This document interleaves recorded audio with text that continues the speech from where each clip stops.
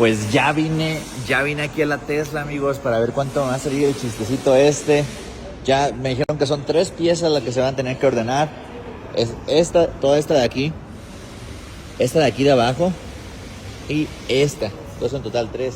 Solo que ellos no hacen el trabajo de arreglarme este enlaminado.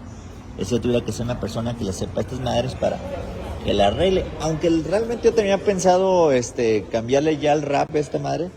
Entonces pues me puede cubrir eso. Pero vamos a ver ahorita cuánto me sale.